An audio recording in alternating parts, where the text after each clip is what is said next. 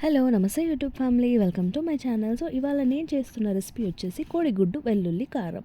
Yes, very simple అండి, కోడిగుడ్డు వెల్లుల్లి కారం. సో ఎలా తయారు చేయాలో చూసేద్దామా.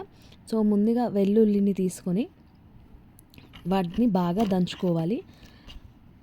చూసారు కదా, వెల్లుల్లి దంచుకున్న తర్వాత లైట్గా అది మెదిగిన తర్వాత అందులో కారం, జీలకర్ర, కొద్దిగా ఉప్పు అన్నీ వేసేసుకొని మంచిగా ఒక ముద్దలాగా తయారు చేసుకోవాలి. చూస్తున్నారు కదా. సో ఇప్పుడు ఈ ముద్దని పక్కన పెట్టేసి ఒక గిన్నె తీసుకొని, కడాయి కొంచెం వెడల్పు ఉన్న గిన్నె తీసుకోవాలి. అందులో కొద్దిగా ఆయిల్ దీనికి ఎక్కువ అవసరం ఉండదు, చాలా తక్కువ ఆయిల్లోనే అయిపోతుంది. సో ఆయిల్ కొంచెం వేడైన తర్వాత అందులో ఉల్లిపాయలు కొద్దిగా వేగిన తర్వాత అందులో కొద్దిగా పసుపు వేసి, ఉల్లిపాయలు కొంచెం కలర్ చేంజ్ అవ్వగానే అందులో మనం ఏదైతే ముద్ద రెడీ చేసి పెట్టుకున్నామో వెల్లుల్లి ముద్ద, అది అందులో వేసేసుకోవాలి. తర్వాత ఆ వెల్లుల్లి ముద్దని ఆ ఉల్లిపాయల్లో మంచిగా నీట్గా కలిపేసుకోవాలి. మొత్తం అంతా పచ్చివాసన పోయేంత వరకు మంచిగా కలిపేసుకొని,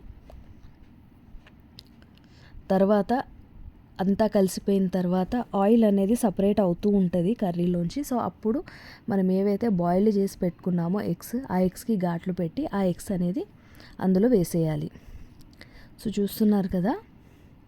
సో ఆ ఎగ్స్కి కూడా మొత్తం కంప్లీట్గా ఆ మసాలా గ్రేవీ ఏదైతే ఉందో అది పట్టిన తర్వాత అందులోకి నీట్గా కొద్దిగా ఫైనల్ టచ్ కొత్తిమీర అనేది చల్లుకోవాలి. కొత్తిమీర కూడా చల్లుకొని ఒక్కసారి కలిపేసుకొని